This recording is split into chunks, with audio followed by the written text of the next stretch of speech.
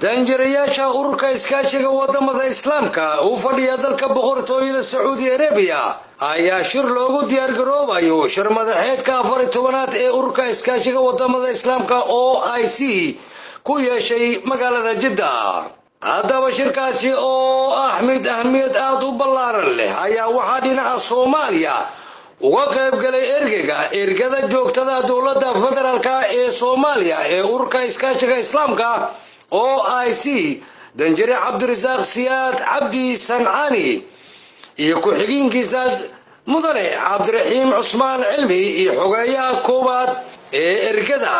joogtada ee dowladda federaalka ee Soomaaliya ee ururka iskaashiga islaamka OIC mudane Maxamuud Cumar Maxamuud.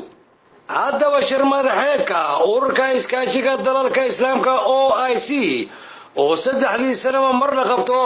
ayaa waxaa sanadkan lagu qaban doonaa magaalada barakeysan ee Makka al-Mukarrama iyadoo dalka boqortooyada Sacuudi Arabia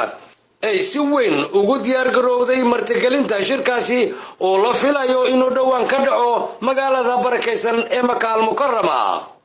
haddaba qalabka warbaahinta dalka Sacuudi Arabia oo bariyahan si weyn uga hadlayay shir madaxeedka 14aad ee ururka iskaashiga wadamada islaamka OIC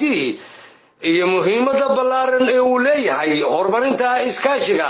wadamada islaamka iyo sidii mowqif midaysan looga qaadan lahaa wixii kala dhantaalaya midnimada dalalka islaamka. haddaba calamada ururka iskaashiga wadamada islaamka ayaa si weyn uga muuqda